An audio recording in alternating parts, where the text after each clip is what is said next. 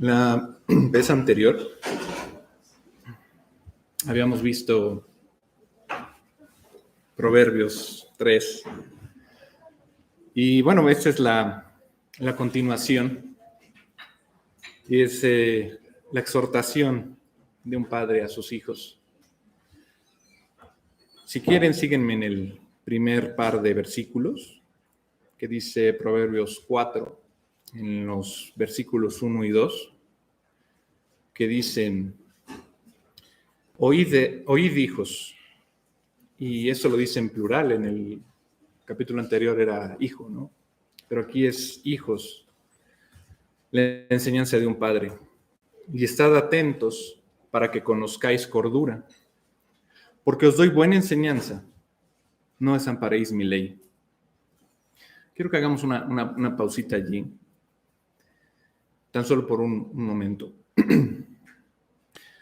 Si repasamos el capítulo anterior, o más bien, los vamos a repasar aquí el capítulo anterior. Es decir, el capítulo anterior está hablando justamente de una reflexión, una exhortación de los padres a los hijos. Y bueno, aquí también vamos a comenzar de nuevo lo que les decía, ¿no? La repetición constante. Esa sección de Proverbios es algo que ya hemos visto antes y lo vamos a seguir viendo en Proverbios. Pero algo interesante en estos capítulos es una instrucción, y es una instrucción muy importante. Es la instrucción para un niño, y la instrucción para los niños siempre comienza en casa. Esto es importante de recordar, ¿no? Les digo, la repetición, ¿no? La repetición constante. Pero no solo eso, sino también aplicarlo. Y personalmente tengo que ser honesto con ustedes.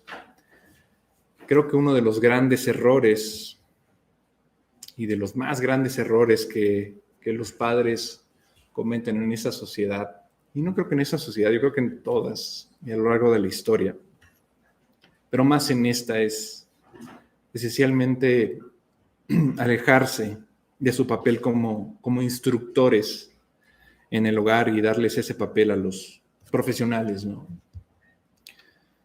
Tú sabes cuáles. De hecho, yo fui a algún profesional alguna vez, ¿no? No los estoy demeritando, ni mucho menos, les voy a explicar por qué. Vivimos en una sociedad centrada en estos profesionales y hemos llegado al punto en el que la mayoría de los padres han abdicado a esas responsabilidades de instruir a sus hijos. La pregunta es ¿por qué? Y no digo lo mismo, que estos profesionales de la educación no puedan ser útiles, ¿no? De hecho, Rosita me dio la oportunidad, por ahí está Rosita, de dar, obviamente, pues enseñar también, ¿no? a sus chiquitines, ¿no? Entonces, esta parte de enseñar como profesionales, pues no estoy eximado de ella, ¿no? Me refiero a que estos maestros se están ocupando un lugar que los padres deberían de ocupar.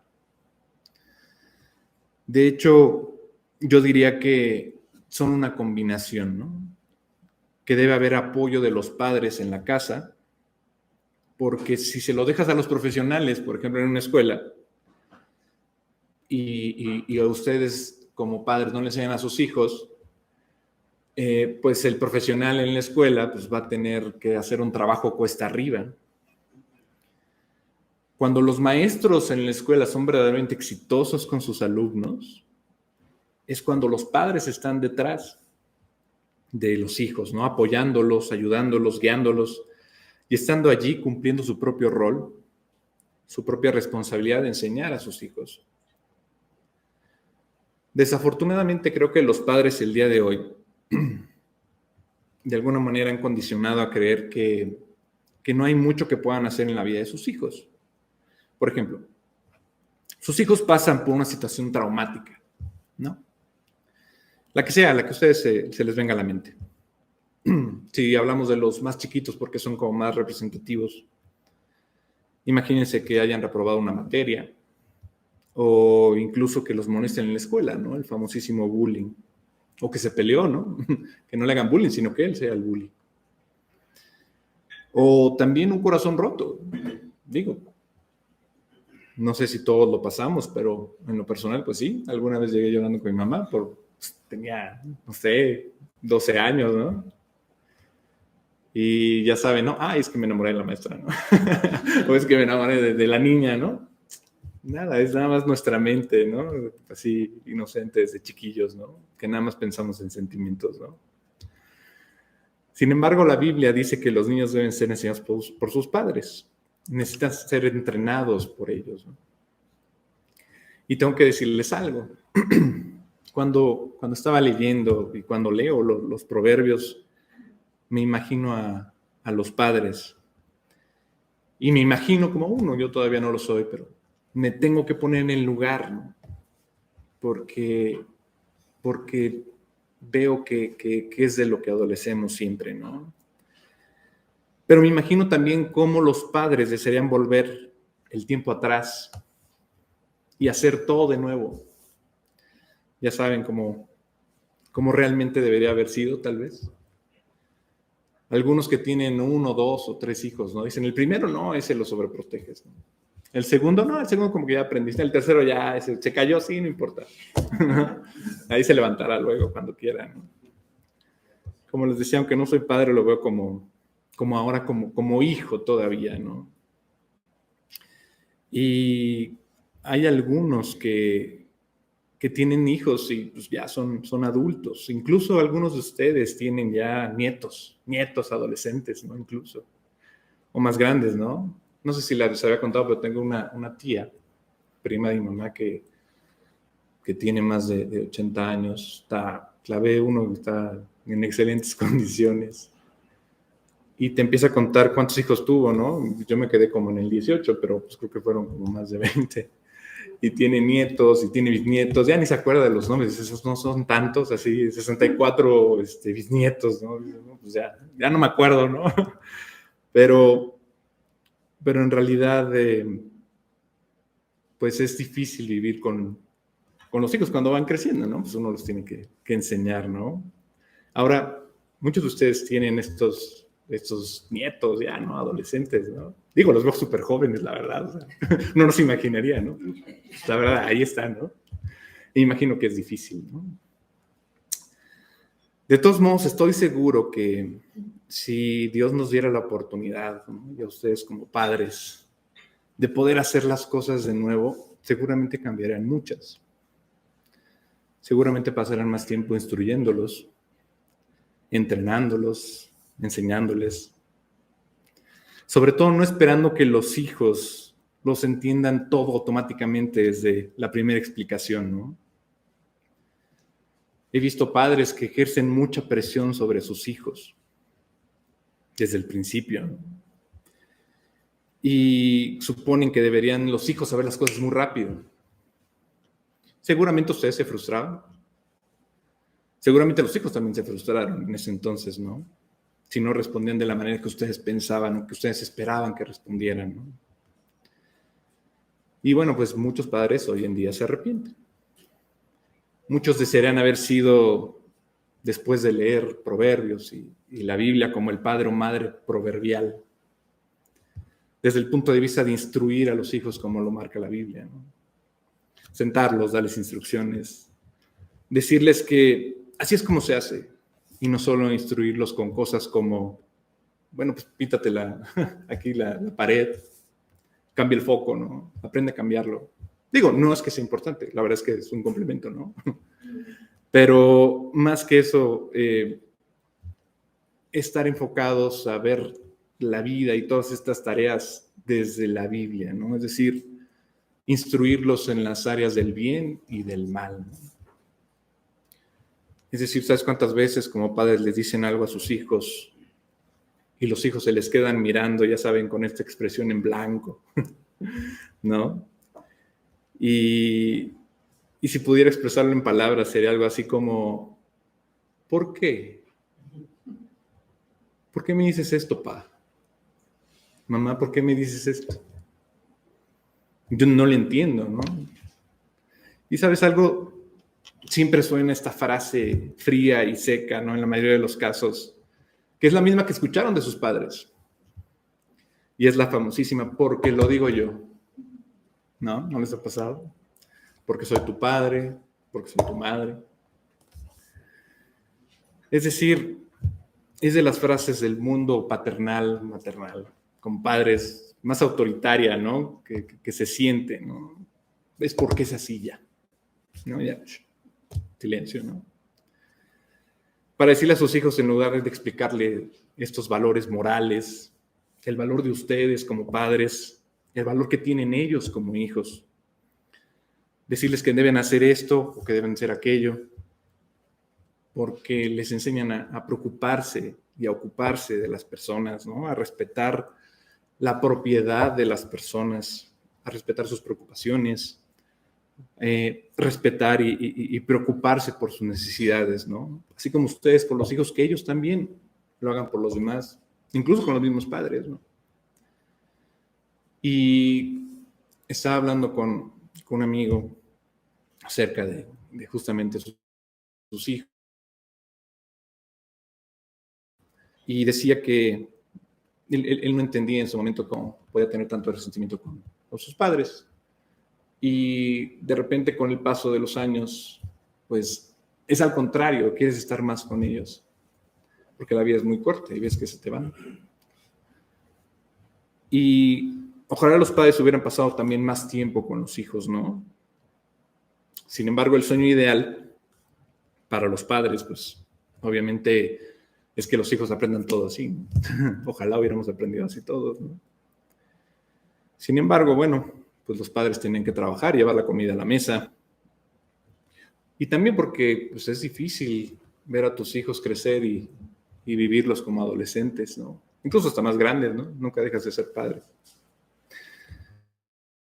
El mismo Jesús tuvo que lidiar con varios cuchillos, varios jovenzuelos que él instruyó como su generación que tenía que decir su palabra, ¿no? Sus apóstoles, sus discípulos. Y dos de ellos son muy curiosos, ¿no? Y él mismo los llamó hijos del trueno. Así de tremendos eran, ¿no? Y yo nada más puse como 3 ejemplos de ellos rápidamente. Bueno, espero que sea rápido, pero bueno. el tiempo. Y les voy a leer. Marcos 3, desde el 13 dice, que es la elección de los 12 apóstoles, ¿no? En el título, y dice, después subió al monte y llamó así a los que él quiso y vinieron a él, y estableció a 12 para que estuviesen con él y para enviarlos a predicar, y que tuviesen autoridad para sanar enfermedades y para echar fuera demonios. A Simón, a quien puso por sobrenombre Pedro, a Jacobo, hijo de Zebedeo, y a Juan, hermano de Jacobo, a quienes apellidó Boanerges, esto es, hijos del trueno. A Andrés, Felipe, Bartolomé, Mateo, Tomás, Jacobo, hijo de Alfeo, Tadeo, Simón el canonista, y Judas Iscariote, el que entregó y vinieron a casa. Bueno, aquí justamente noto tres eventos que voy a dejar de aquí. Uno está en Mateo 9:38, donde el título es El que no es contra nosotros, por nosotros es. Y uno de estos hijos del trueno, Juan, le responde a Jesús y dice, Juan le respondió diciendo, Maestro, hemos visto a uno que en tu nombre echaba fuera demonios, pero él no nos sigue y se lo prohibimos, porque no nos seguía. Pero Jesús dijo, no se lo prohibáis, porque ninguno hay que haga milagro en mi nombre, que luego pueda decir mal de mí, porque el que no es contra nosotros, por nosotros es. Y cualquiera que os diere un vaso de agua en mi nombre, porque sois de Cristo, de cierto os digo que no perderá su recompensa. Jesús habló de ser mesurados, ¿no? Le dijo a Juan, relájate, no te exaltes. Si es lo que están haciendo, mientras no se opongan, entonces está bien. No le dijo, no, Juan, todos somos iguales, todos tenemos que estar unidos. No, simplemente dijo, déjalos en paz, ¿no? Entonces ahí Juan dice, no, hay que prohibírselo, ¿no? Ya saben, prohibitivo siempre, ¿no? Marcos 10 dice, petición de Santiago y de Juan, ¿no? Ahí van, luego el ego, ¿no? Dice desde el 35. Entonces Jacobo y Juan, hijos de Zebedeo, se le acercaron diciendo, Maestro, querríamos que nos hagas lo que pidiéramos. Él les dijo, ¿qué queréis que os haga? Ellos le dijeron, concédenos que en tu gloria nos sentemos el uno a la derecha y el otro a tu izquierda. Entonces Jesús les dijo, ¿no sabéis lo que pedís? ¿podéis beber del vaso que yo bebo o ser bautizados con el bautismo con que yo soy bautizado? Ellos dijeron, podemos. Jesús les dijo, a la verdad, del vaso que yo bebo beberéis, y con el bautismo con que yo soy bautizado seréis bautizados. Pero el sentaros a mi derecha y a mi izquierda no es mío darlo, sino a aquellos para quienes está preparado. Cuando lo oyeron los 10, comenzaron a enojarse contra Jacobo y contra Juan. Mas Jesús, llamándolos, les dijo, ¿sabéis que los que son tenidos por gobernantes de las naciones se enseñorean de ellas, y sus grandes ejercen sobre ellas potestad? Pero no será así entre vosotros, sino que el que quiera hacerse grande entre vosotros será vuestro servidor. Y el que de vosotros quisiera ser el primero será siervo de todos. Porque el Hijo del Hombre no vino para ser servido, sino para servir y para dar su vida en rescate por muchos. Básicamente fue un atrevimiento extremo, una ambición manifiesta. Dice, ponnos al lado de ti. Digo, pues, tú y yo somos uno mismo, codo a codo, hombro a hombro, espalda con espalda, Jesús, ¿no? Jesús aprovechó la oportunidad para enseñar sobre la humildad y no para comportarse como muchos líderes del mundo, ¿no? Hoy en día lo vemos todos los días, ¿no? No como hacen los seres humanos, es decir, tú y yo. El siguiente ejemplo, rapidísimo ya, porque ya que se me acaba el tiempo. Lucas 9, el título dice, Jesús reprende a Jacobo y Juan. Aquí se pone interesante la cosa. Desde el 51 dice, cuando se cumplió el tiempo en el que había de ser recibido arriba, afirmó su rostro para ir a Jerusalén y envió mensajeros delante de él, los cuales fueron y entraron en una aldea de los samaritanos para hacerle preparativos. Mas no le recibieron porque su aspecto era como de samaritanos para hacerle preparativos. Mas no lo recibieron porque su aspecto era como de ir a Jerusalén. Viendo esto, a sus discípulos Jacobo y Juan dijeron, Señor, ¿quieres que mandemos que descienda fuego del cielo como hizo Elías y los consuma? Imagínense así el tono de voz, ¿no? Hasta más, ¿no? Entonces, volviéndose él, los reprendió diciendo, vosotros no sabéis de qué espíritu sois, porque el Hijo del Hombre no ha venido para perder las almas de los hombres, sino para salvarlas. Y se fueron a otra aldea. A pesar de este fuerte y demandante, exaltado e impetuoso aspecto de la naturaleza de los hermanos, Juan fue posteriormente conocido, no como el Hijo del Trueno. ¿Se acuerdan cómo fue conocido? El que Jesús amaba. El apóstol del amor.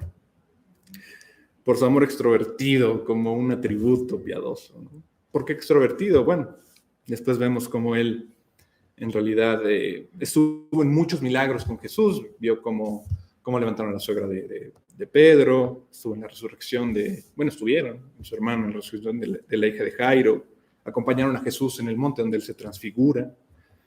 Le ayudaron a preparar la Pascua, estuvieron obviamente con él en el huerto de Getsemaní, donde Jesús tenía sus horas más oscuras antes de ser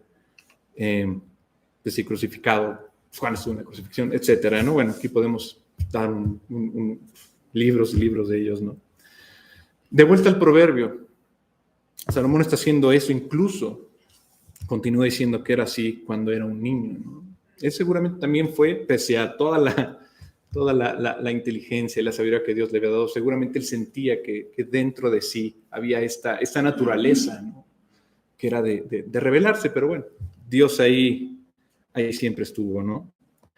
Dice Proverbios 4 en el versículo 3, porque yo también fui hijo de mi padre, delicado y único delante de mi madre, y él me enseñaba y me decía, retenga tu corazón mis razones, guarda mis mandamientos y vivirás. Adquiere sabiduría, adquiere inteligencia. No te olvides ni te apartes de las razones de mi boca. Claro, vemos cuando lees que fue muy querido, ¿no? Fue muy amado. Y sí, seguramente sobreprotegido, ¿no? Y digo, el del mismo Dios, porque él tenía una sabiduría sin igual, ¿no? Entonces Salomón está recordando lo que dice su padre, ¿no? Que ese sería David. Pero cuando un padre le dice a un hijo, no te alejes, ustedes saben lo que está infiriendo el padre cuando le dice no te alejes. Es decir, que hay una fuerte tentación de alejarse, ¿no? Y creo que todos lo sabemos, lo vemos en nosotros mismos y lo ven ustedes en sus hijos. Cuando ustedes comenzaron a verlos crecer, y cuando criaron a sus hijos seguramente reconocieron, identificaron esa naturaleza que tenemos, ¿no? Esa naturaleza rebelde que muy fácilmente puede surgir en el corazón de un niño y en uno más que en otros. Digo, entiendo que algunos niños, en este caso Salomón, pues son más obedientes, ¿no? Y realmente quieren complacer a sus padres, ¿no? Y bueno, vaya, si consiguen uno de esos, o los que los consiguieron, pues Dios los bendiga, ¿no? Pero muchos pues, no lo son, ¿no? No lo somos. Ya sabes, estamos buscando las maneras de esquivar las ideas de los padres y rebelarte contra ellas, ¿no? De estas advertencias. Escapar de la sabiduría de mamá, de papá, pero la orden de los padres se da y normalmente dice, no te alejes, no hagas esto, no hagas el otro, no. Pero sobre todo yo te digo, no olvides las cosas que estoy compartiendo contigo hoy, como se lo está diciendo Salomón a sus hijos. Así lo dice Proverbio 4, versículo 6. Y nuevamente la sabiduría se personifica aquí en el género femenino, como lo veíamos antes, ¿no? Yo les decía en inglés Lady Wisdom, la señora sabiduría, ¿no? Que dice, no la alejes, ella te guardará, ámala y te conservará.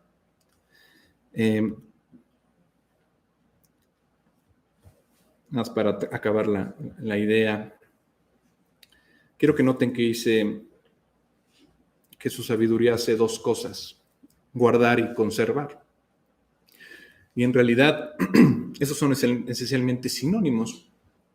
Entonces, ¿qué pasa con estos dos sinónimos? ¿Alguna vez has pensado, quiero decir, dice la sabiduría, promete que te guardará y te protegerá, pero ¿cómo te va a guardar y te va a proteger, no?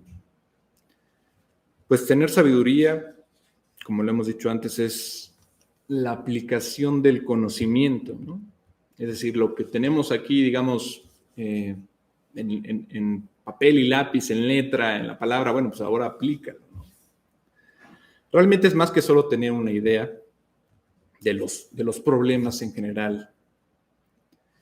La sabiduría es como tener a esta amiga de confianza que es realmente inteligente, ¿no? La que le pides o le pedías los apuntes, ¿no? Para el examen, y que es una consejera para ti. Que cuando estás pasando esos momentos desafiantes y difíciles, ya sabes, situaciones en las que realmente no sabes cómo dar la vuelta atrás. Tienes a esta personita, ¿no? Al Pepe Grillo aquí, ¿no?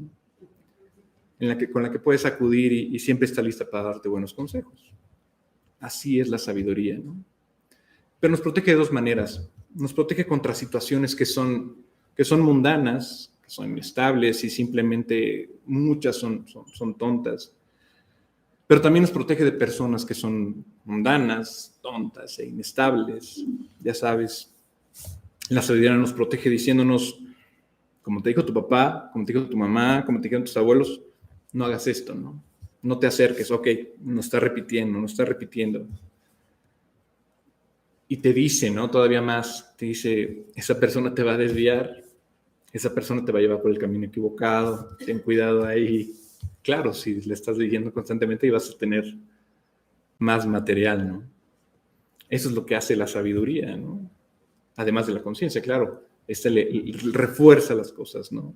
Es una voz, yo la considero así, como una voz en la mente, y ya saben, un suspiro en el corazón que dice, lo que vas a hacer no es inteligente, y esto que vas a hacer, esto que estás celebrando, este acuerdo que tienes, que vas a cerrar, este plan que lucubraste, ¿no? Esta decisión a la que te enfrentas, no es buena. No es una buena decisión, no es un buen augurio para ti en los días y meses venideros. Entonces, así es como la sabiduría protege a una persona, ¿de acuerdo? Suena una alerta, si lo quieres ver así, se presenta esa notificación en tu celular de que algo te está avisando. Bueno, aquí lo voy a dejar. Nos quedamos en el 6. Revisen sus notificaciones de la sabiduría y de la conciencia. Estamos pasando por un proceso en nuestra iglesia donde si Dios está revelando su luz, y así como se ejemplificó en la exposición de este proverbio en parte, Lo que Dios nos revela es porque está derramando su gracia para que lo cumplamos. Recuerden toda la vivencia de Isaías. Ay de mí que soy muerto, pues siendo hombre inmundo de labios y habitando en pueblo de labios inmundos, han visto mis ojos al Rey Jehová de los ejércitos. Y vimos que en todo este proceso, Dios hizo un trabajo en Isaías de limpieza, de purificación. Recuerden el carbón encendido sobre sus labios y cómo él mismo vio ante la manifestación de Dios la impureza de su vida. Cuando nosotros hablamos de santidad, hablamos de pureza. Y si Dios nos está instruyendo en que crezcamos a la santidad, lo hace porque Él mismo dice, sin santidad nadie verá al Señor.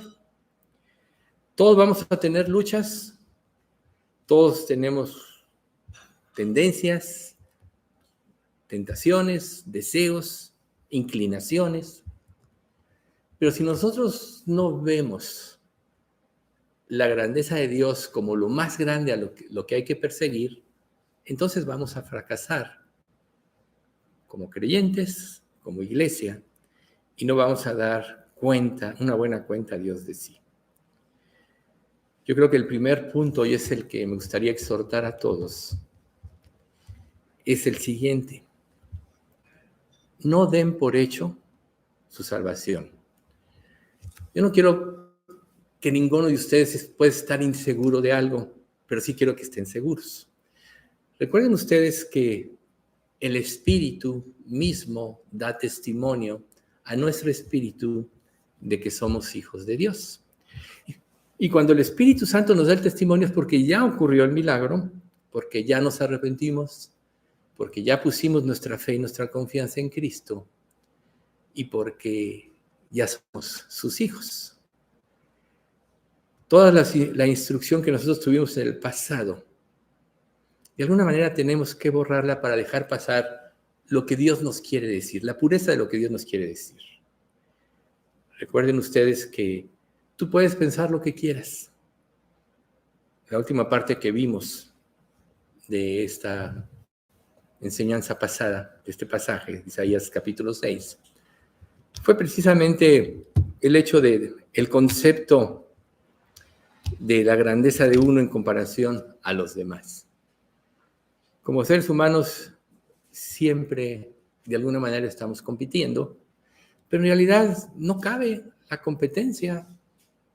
Con los corintios, unos decían, yo soy de Pablo, yo soy de Apolos, yo de Cefas, yo de Cristo. Y Pablo exhorta en la primera carta de los Corintios a decirles, ¿qué está dividido Cristo? Y en quien ustedes están poniendo los ojos, no somos más que siervos de Dios, que Dios ha usado, con sus imperfecciones y todo. Entonces, Pablo exhorta que solo pongan los ojos en Cristo. Pero ¿por qué yo les digo que tienen ustedes que recapitular?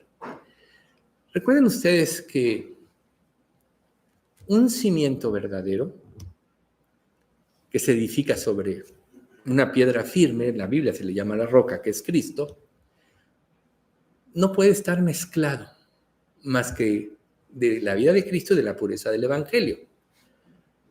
Cuando dice, si alguno edifica con heno, hojarasca, etc., el cimiento no es firme y se va a derrumbar. Y muchos en nuestra mente traemos ideas de que sí podemos ser salvos, pero nuestra vida, nuestra conducta, nuestra expresión hacia los demás no habla de Cristo, le estamos dando la gloria a Cristo. Cuando Cristo te salva, no vives más que para darle la gloria a Él, porque sabes lo que tú eras, como Isaías, siendo hombre inmundo de labios y habitando en pueblo de labios inmundos, han visto a mis ojos al Rey. Y recuerden que los quiciales tronaron, tembló todo cuando se manifiesta la presencia de Dios. Y Dios estaba haciendo una obra en este hombre, pero primero quiso quitarle la suficiencia, quitarle sus conceptos errados y llevarlo a la pureza del Evangelio. Y por eso lo limpió, lo purificó, porque tenía un plan para él. Pablo decía, basado en el privilegio y la autoridad que Dios me ha dado, les advierto a cada uno de ustedes lo siguiente. Ninguno se crea mejor de lo que realmente es. Sean realistas al evaluarse a ustedes mismos. Hágalo según la medida de la fe que Dios les haya dado. ¿Tienes fe? Actúa de acuerdo a lo que Dios te ha revelado. Muchas cosas nosotros no vamos a poder entenderlas con claridad si nosotros no hacemos algo, olvidando lo que queda atrás y extendiéndome a lo que está adelante, prosigo a la meta. Olvidando lo que queda atrás. ¿Qué quiere decir? Tú tienes un conocimiento de Dios que piensas que a lo mejor te llevó a la decisión de ser salvo. Pero ese conocimiento está mezclado de pensamientos tuyos, de anhelos tuyos, etc. Y no de la pureza del Evangelio, que es solo Cristo. Entonces, ¿qué posición debemos tener? Si realmente queremos, anhelamos tener una relación con Dios y luego servirle aquí, como el caso de Isaías, tenemos que pasar por un proceso de depuración y de limpieza en nuestras vidas. Qué difícil es ser honestos con nosotros mismos cuando vivimos la mentira, la consentimos y la practicamos. Pablo les está diciendo, nadie tenga un concepto de sí más alto que el que debe de tomar.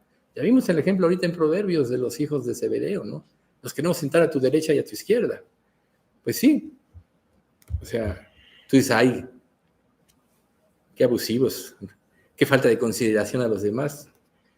Quizá no nos demos cuenta de que así somos todos. Y Dios es el único que merece la gloria. Entonces Dios nos hizo el favor divino e inmerecido de llamarnos, o nos está llamando, ¿sí? Una vez que nosotros realmente respondemos a ese llamado y nos convertimos en hijos de Dios, entonces Él nos da una autoridad espiritual. Dejamos de ser hipócritas, dejamos de ser deshonestos, empezamos a ser sinceros y honestos, primero con nosotros mismos para luego ser con Dios, para dejar que Él nos transforme, ¿sí? Realmente es una gran responsabilidad que no nos imaginamos el confesar el nombre de Cristo ante los demás. Si lo hacemos con ligereza, quiere decir que nuestra relación con Cristo es ligera. Si verdaderamente Dios ha tocado nuestro corazón, lo haremos con tal profundidad que generará respeto en los demás. Podrán criticarte, podrán justificarte, pero van a saber la verdad. Recuerden que cuando se cumplan las advertencias, dice por ahí un pasaje, y sabrán que hubo profeta entre ellos. Nosotros tenemos que vivir para agradar a Dios, no a nosotros mismos ni a los demás. Dice en Gálatas 1:10, queda claro que no es mi intención ganarme el favor de la gente, sino el de Dios. Si mi objetivo fuera agradar a la gente, no sería siervo de Cristo. Y en 1 Corintios 3:10 dice, por la gracia de Dios que Dios me dio, yo eché los cimientos como un experto en construcción.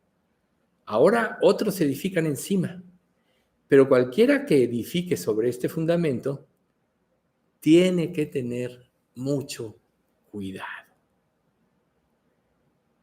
Hay ministerios diferentes, hay responsabilidades diferentes que Dios nos dio a cada uno. Ya estudiamos de los dones, hoy vamos a tocar algún pasaje de eso, pero en realidad muchos no tenemos la reverencia.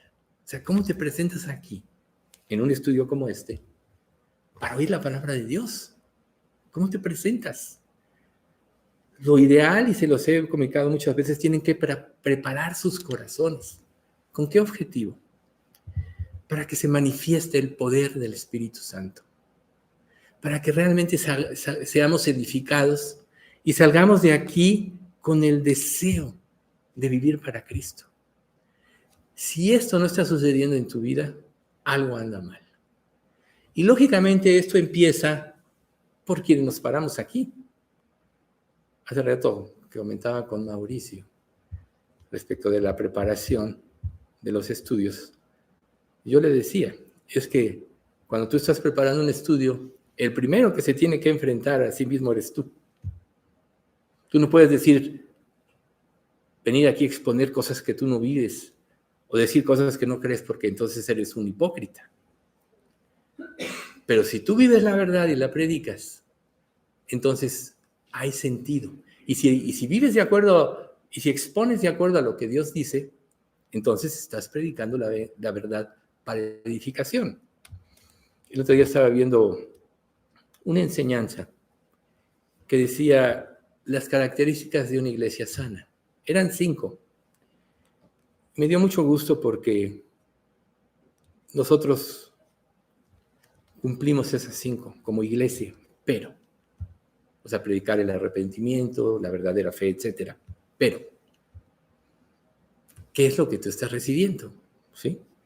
En 1 Timoteo 1, del 12 al 14 dice, le doy gracias a Cristo Jesús nuestro Señor, quien me ha dado las fuerzas para llevar a cabo su obra. Él me consideró digno de confianza y me designó para servirlo, a pesar de lo que yo antes era. Blasfemaba el nombre de Cristo. En mi insolencia, yo perseguía a su pueblo, pero Dios tuvo misericordia de mí porque lo hacía por ignorancia y porque era un incrédulo. Oh, qué tan generoso y lleno de gracia fue el Señor. Me llenó de la fe y del amor que provienen de Cristo Jesús. Yo les quiero decir una cosa, mucho de eso falta aquí. Esa fe y ese amor que Dios nos profesó para llevarnos a la salvación, realmente no se está manifestando.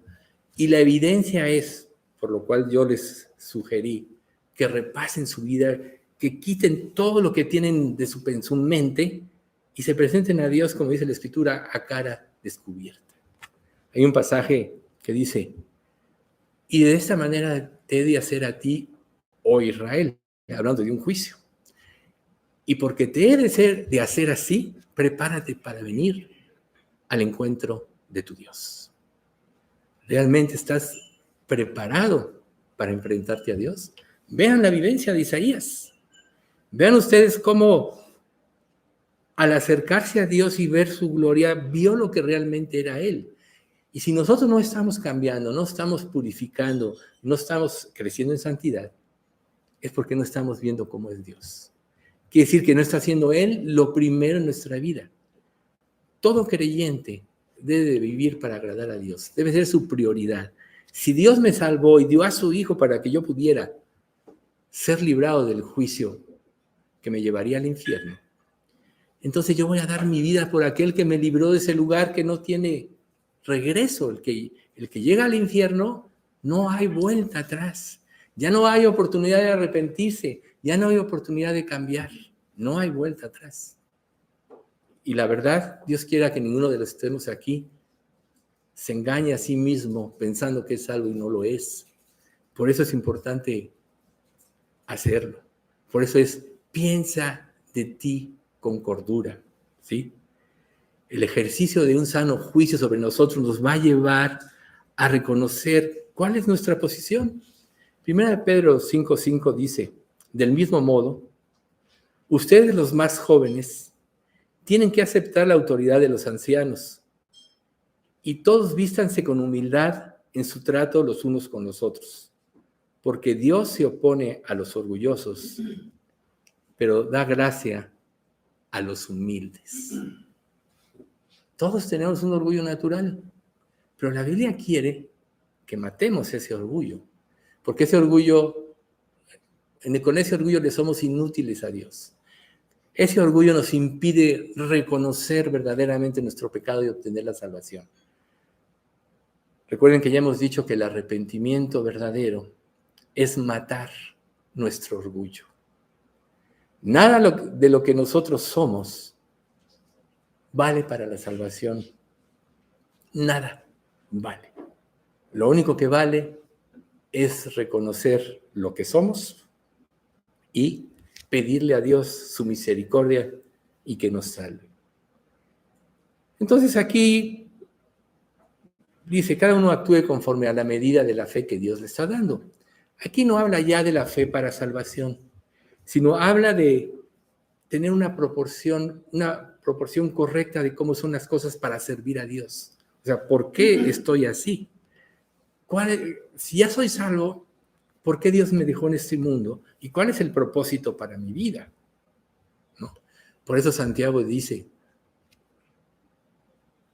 Pedro, afligíos y lamentad y llorad. Vuestra risa se convierta en lloro y vuestro gozo en tristeza. Humillaos bajo la poderosa mano de Dios y Él os exaltará. ¿Te das cuenta? Nada fuera de Cristo, por lo que tú vives, te va a servir. Al contrario, va a ser contraproducente en lo que tú deberías de tener como meta para servir a Dios. Entonces, Dios quiere que nosotros hagamos un buen uso de lo que Él nos revela en su palabra, que lo apliquemos a nuestra vida. Ahí está otro ejemplo del Proverbios que hoy se mencionó. Que lo apliquemos a nuestra vida. Y para eso Dios a sus hijos les dio dones. Eso ya lo estudiamos, pero vamos a repetir 2 pasajes. 1 Corintios 12, versículos 7 y 11. A cada uno de nosotros se nos da un don espiritual para que nos ayudemos mutuamente. O sea, para edificación de todos. Y luego el 17. Es el mismo y único Espíritu quien distribuye todos esos dones. Solamente Él decide qué don cada uno debe de tener. O sea que el don que Dios te dio es el más valioso para ti. Y debes de buscarlo, debes de entender qué es lo que Dios te está dando para poder servirle a Él. Pero ¿cómo le vas a servir si no tienes gratitud? ¿Cómo le vas a servir si vives para ti mismo? ¿Cómo vas a servirle si tus metas no son las metas de Dios? Y si todo esto pasa en tu vida es porque ni siquiera tienes gratitud por lo que Cristo hizo en la cruz. Lo estás tomando a la ligera. Recuerden lo que dice Hebreos 10, 28 y 29. El que viola la ley de Moisés por el testimonio de 2 o 3 testigos muere irremisiblemente. Esa ley está en nuestra conciencia y es la que todos vivimos. Nadie la cumple, no hay justo ni aún uno. Pero viene algo todavía más fuerte que la ley. ¿Cuánto mayor castigo pensáis que merecerá el que pisoteare al Hijo de Dios y tuviere por inmunda la sangre del pacto en la cual fue santificado e hiciera afrenta al Espíritu de gracia? Hacer por inmunda la sangre de Cristo es tomarla en poco. Hacer afrenta al Espíritu de gracia es hacer a un lado lo que Él te reveló para que te convirtieras, para que te entregaras, para seguir por tus propios caminos. Entonces la primera frase dice, si tú violas, estás destinado a la condenación eterna, pero todavía es peor que menosprecies a su Hijo. Es la mayor afrenta que le puedes dar a Dios, quien se dio a sí mismo, parte de lo que Él más amaba, a su Hijo, por quien hizo todo el universo y todas las cosas, para que nosotros pudiésemos ser librados del juicio eterno. ¿Cuánto sufrió Jesús? Nunca lo vamos a entender. Entonces, Isaías tuvo que primero enfrentar un proceso de purificación y limpieza, para después servir a Dios. A lo mejor por eso nuestro servicio a Cristo es deficiente, por eso tomamos a la ligera las cosas. Entonces, sí, Dios había hecho un trabajo de limpieza para poder usarlo.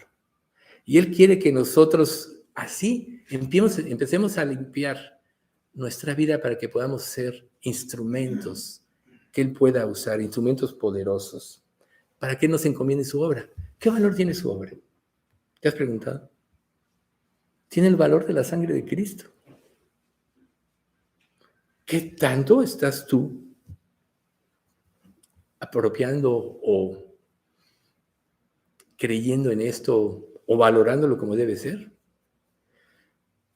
Para que Isaías fuera usado, se requería una total sumisión, una total disposición de su corazón para poder obedecer los mandatos de Dios. Obviamente que muchos de nosotros no tenemos esta disposición, porque aquí se dice algo y tú sales y vives tu propia vida. ¿Acaso Dios no ve eso? Cuando tomas a la ligera esas cosas, ¿acaso crees que te puedes esconder de Dios? Dios es omnipresente. ¿Quién puede escapar de Él? Dios es omnisciente, todo lo sabe y todo lo conoce. Sabe lo que tú piensas cuando aún tú todavía ni siquiera integras un pensamiento. Él sabe ya la tendencia de tu espíritu. Por tanto, no lo puedes engañar. Entonces, Dios está trabajando y quiere trabajar en nosotros con el propósito de hacernos instrumentos afilados, útiles para el servicio de Dios. Cuando esto suceda en nuestra vida, entonces vamos a estar preparados para servir a Dios verdaderamente. Entonces vamos ahora con lo que sí. Después de que Isaías se da cuenta de lo que es pecador, que no era nadie, que ve a Dios, que se da cuenta de su pecado, Dios lo limpia, como limpió a Pablo, se arrepiente, viene el llamado. ¿Estás tú preparado para ese llamado? Isaías 6:8. Después oí la voz del Señor que decía: ¿a quién enviaré? ¿Y quién irá por nosotros? Entonces respondí: yo, he aquí, envíame a mí. Si tú quieres que otro tome la responsabilidad de lo que Dios está diciendo que hagas, estás evadiendo el llamado de Dios. No eres ni merecedor de él. Por eso es tan importante ver, cada uno mire sobre cómo edifica. El fundamento ya ha sido puesto. Ahora Dios te está diciendo: ¿a quién enviaré? Dios siempre ha tenido testigos fieles. Recuerden cuando Elías, después de que Dios lo usa para ese gran milagro ante los 200 o quién sabe cuántos profetas, 400, o ya no me acuerdo bien, profetas de Baal, y le manda a decir Jezabel: así te voy a hacer a ti, te voy a matar prácticamente. Y sale yendo despavorido. Entonces él ora a Dios: Señor, es que solo quedo yo y me buscan para quitarme la vida. Y le dice la divina respuesta: me he reservado más de 7,000 hombres que no han doblado sus rodillas delante de Baal. O sea, Dios siempre tiene un remanente fiel, pero ese remanente fiel es el que primero limpia su vida, primero cambia sus metas. ¿Qué meta más grande para un ser humano que ser un siervo de Dios? Todavía nosotros es natural que queramos triunfar en la vida, pero ¿de qué sirve? ¿De qué le sirvió a los poderosos, a los gobernantes, a tantas naciones que surgieron y se creyeron dioses sus gobernantes? Hoy ya no existen. Hoy no hay memoria de ellos. Lo único que va a prevalecer en la eternidad es Cristo y la obra que Él hace. Y los que vamos a poder gozar de eso, vamos a ser aquellos que le creímos. Entonces, cuando Dios dice: ¿a quién enviaré?, entonces todo cobró sentido. La visión de Isaías tomó una nueva dimensión. Yo recuerdo que cuando yo me convertí, como saben ustedes, me convertí leyendo la Biblia. Inmediatamente yo empecé a ver cosas que decía la Biblia y quería hacerlas. Pero decía: Dios, pues tú guíame a que esto que me estás mostrando yo lo pueda hacer.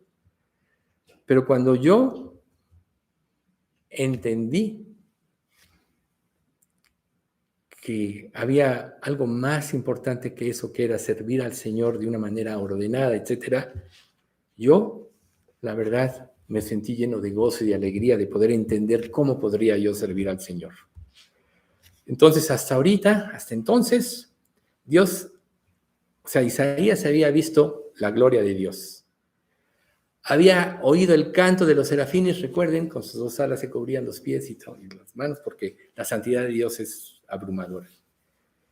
Había sentido el carbón ardiente en sus bocas, en su boca que lo había limpiado.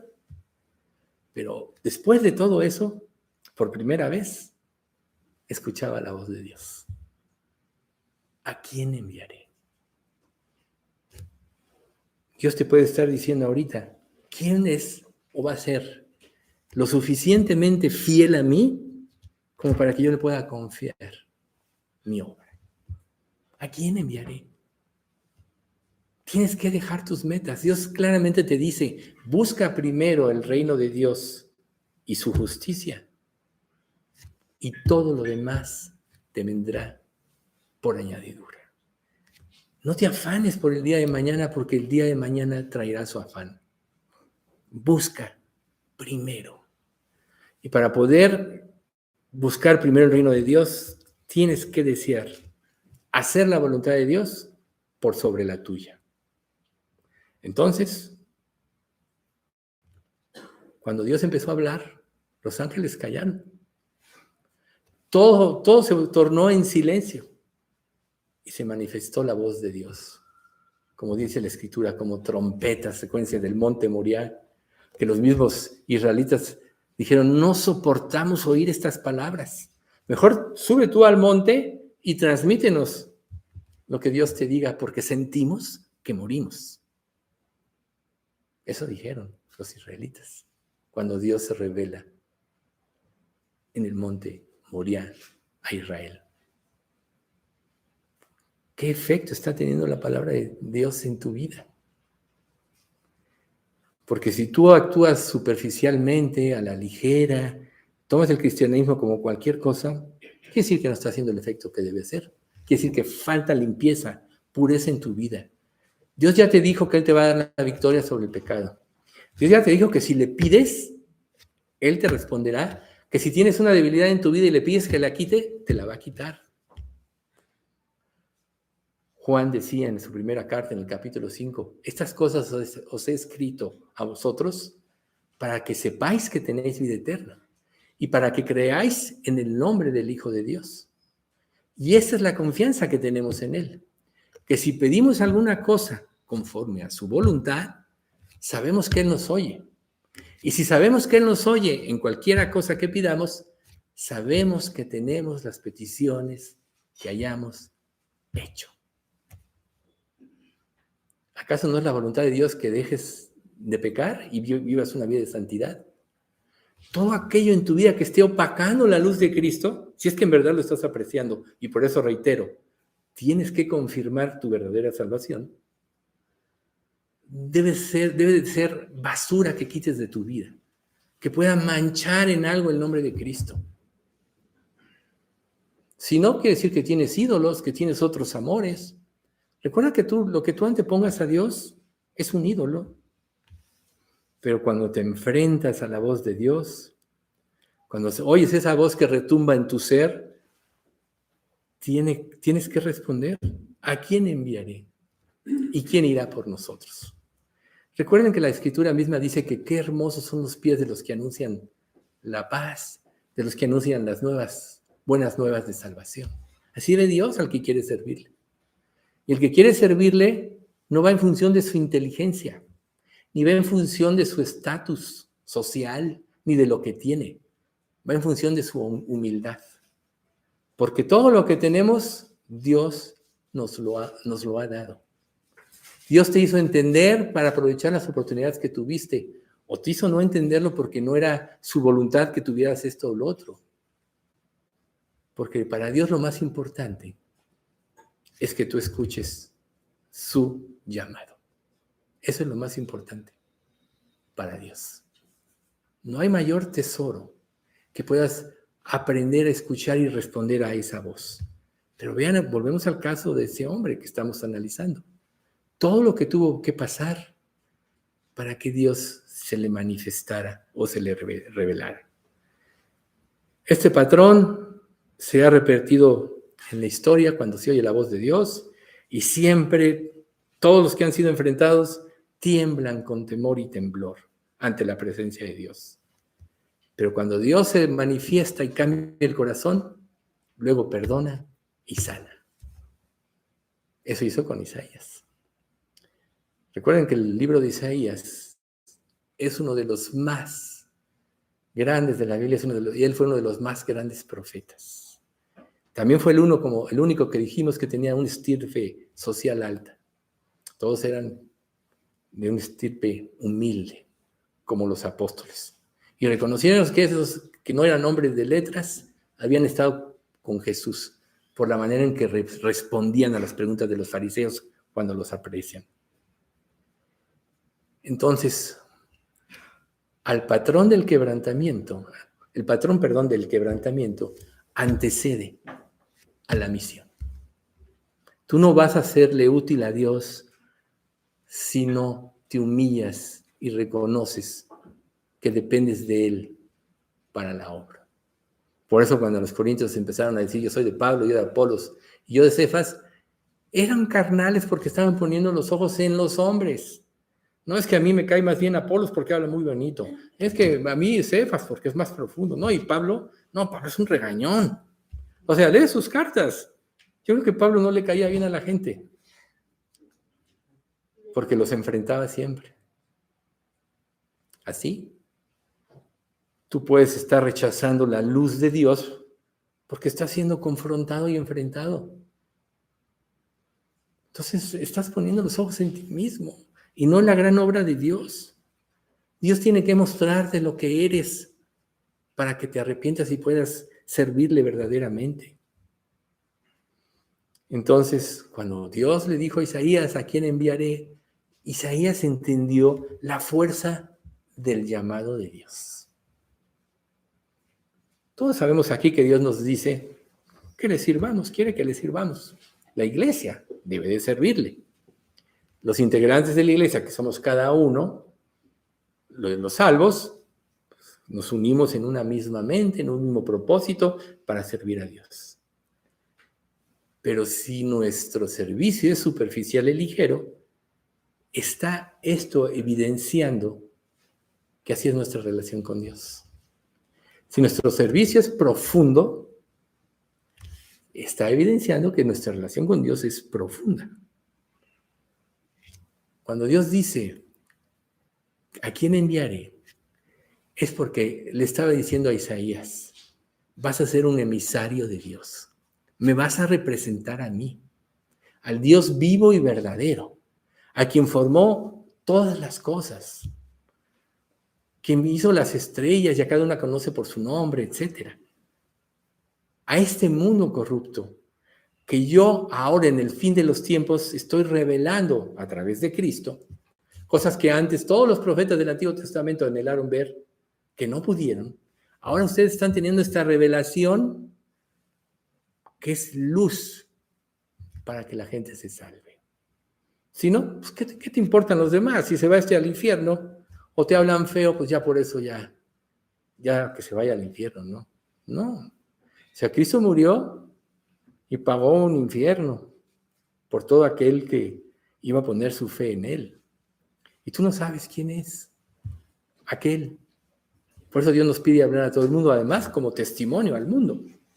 Porque el día de mañana que traiga el juicio, no, yo no sabía, no, acuérdate de este día, hasta ahora alguien te dijo esto, y tú ibas acá y alguien te comentó esto otro, y ese te dijo, vas a quedar desenmascarado. Eso te lo dice Romanos capítulo 2, versículo 15 y 16, cuando dice que mostrando la obra de la ley escrita en los corazones, dando testimonio a su conciencia y acusándoles o defendiéndoles sus razonamientos, el día en que Dios juzgará por Jesucristo los secretos de los hombres conforme al Evangelio. Ahí está. El día que Dios juzgará los secretos de los hombres. En Hebreos 4:17 dice que no hay nada encubierto que no haya de ser manifiesto en su presencia, que antes bien todas las cosas están desnudas y abiertas ante los ojos de aquel que tenemos que dar cuenta. Nadie se va a escapar. Sin embargo, Dios le estaba dando un privilegio a Isaías, por eso lo limpió, lo estaba llamando.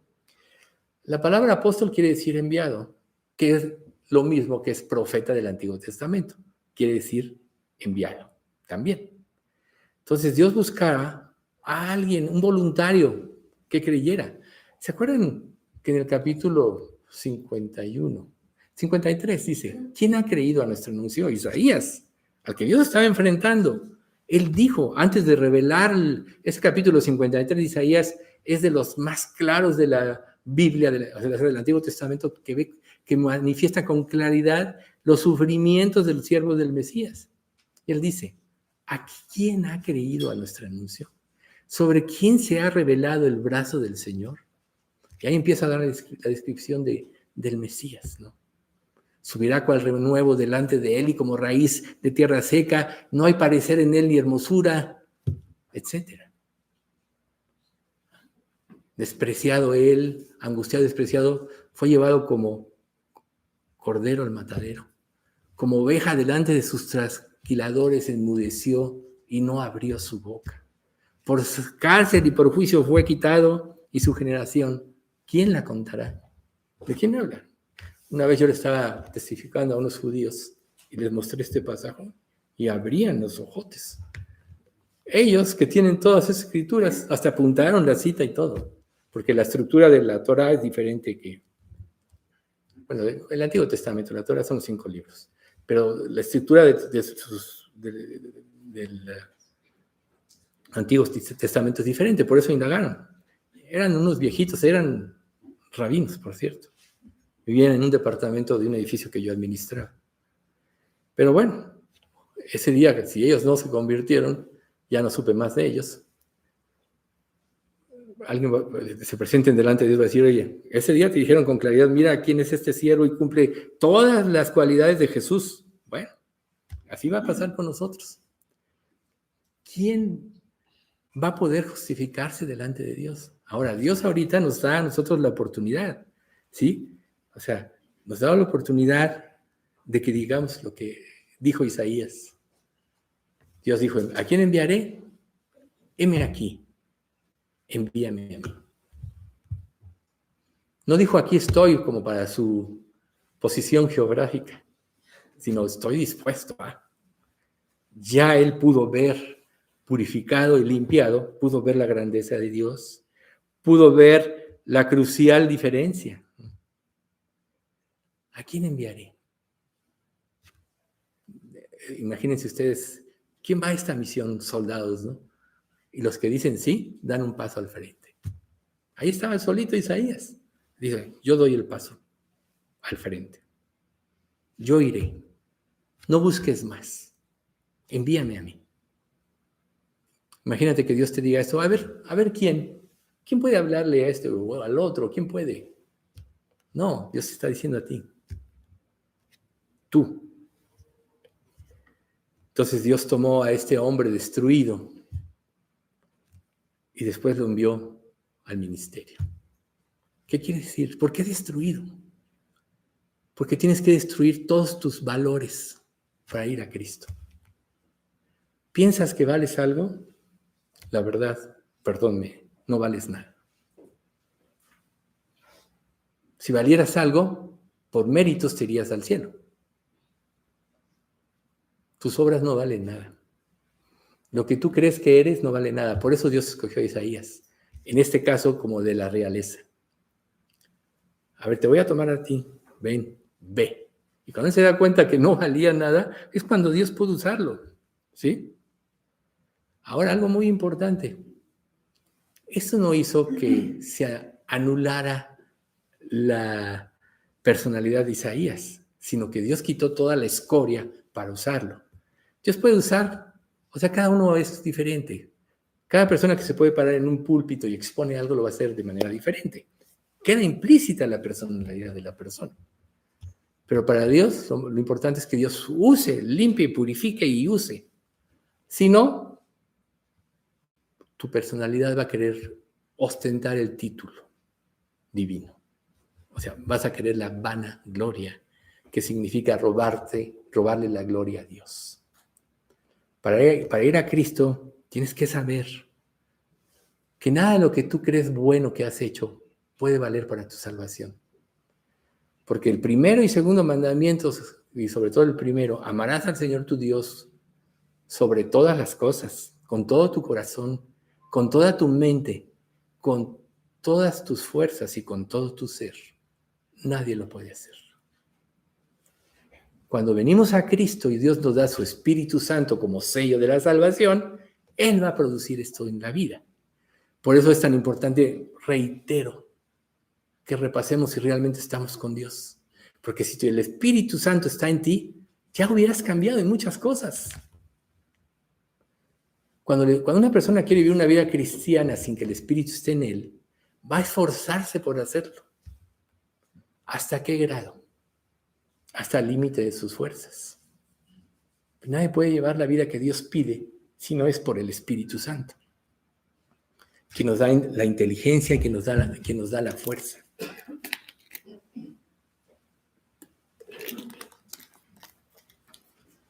Entonces, Isaías sí conservó su identidad, su personalidad.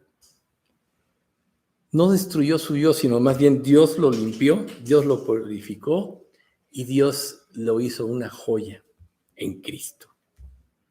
Entonces, o sea, Dios nos hace mejores. Si no, la Biblia no diría que Dios quiere formar a Cristo en nosotros. Por eso es que cuando nosotros nos convertimos, Dios nos da la mente de Cristo. Una nueva estructura de pensamiento diferente. Cuando tú empiezas a ver las cosas diferentes y empiezas a ver el punto de vista de Dios, quiere decir que algo está pasando en ti, que ya tienes una estructura diferente en tu mente. Pero si tú no has nacido de nuevo, si realmente no te arrepentiste, jamás vas a poder comprender. Jamás vas a poder desechar las formas por las que tú vives. De alguna manera todos anhelamos recompensas, anhelamos prestigio. Volvemos al punto de los proverbios, el ejemplo que puso Mauricio. Los hijos del trueno, ¿no? Su propia personalidad. Pero después, ¿qué? Recuerden, este hombre, o el que sobrevivió, Juan, después fue, en cada una de sus cartas tienen el sello de aquel a quien Jesús amaba. Cambió, era Juan, pero fue un nuevo Juan que Dios usó, que Dios limpió, ¿sí? Así, la personalidad de Isaías fue totalmente reconstruida.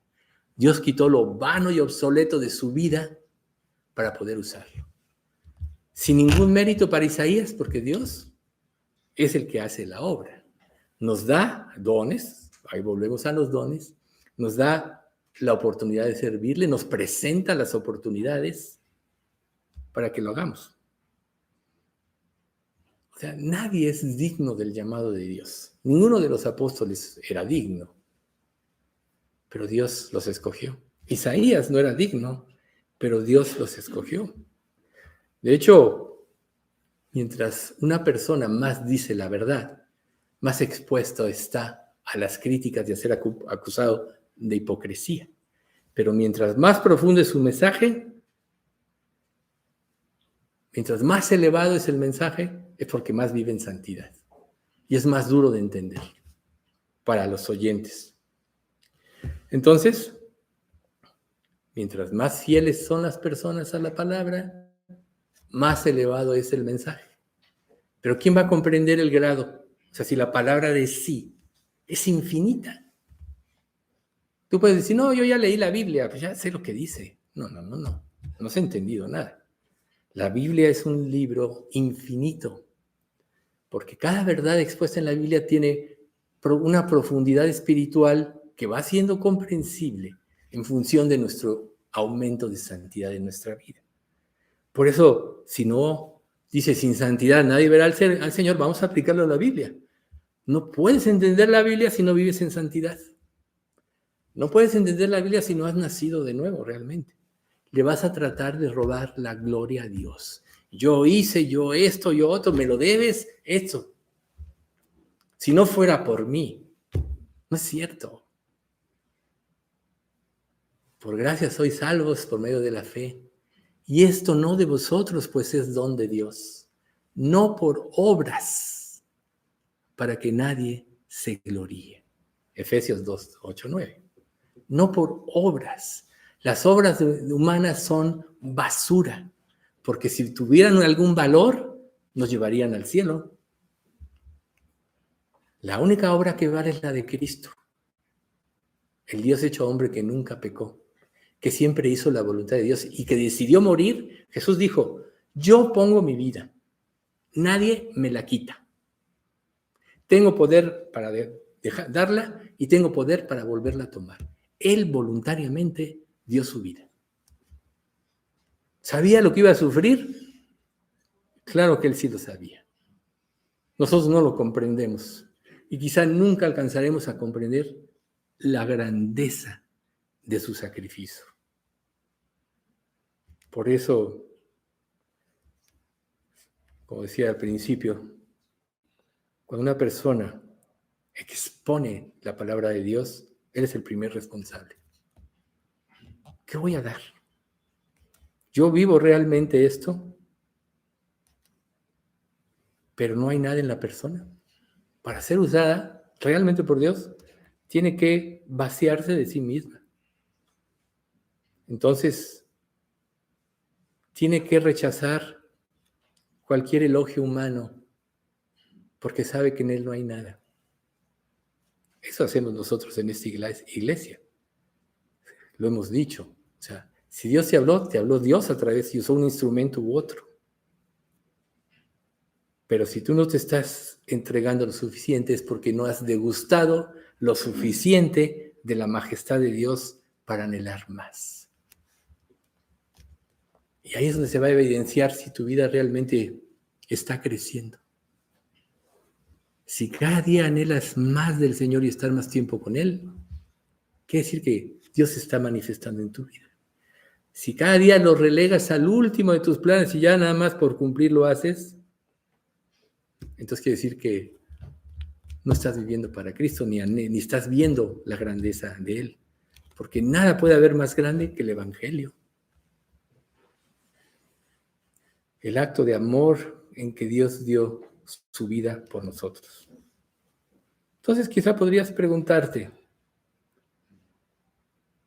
o más bien, si has tenido alguna experiencia donde realmente fuiste quebrantado, por ejemplo, a través de leer la Biblia, a través de la palabra de Dios. Si un día te diste cuenta de la maldad de tu pecado y dejaste de justificarte. Bueno, yo hice esto, pero fulanito es peor.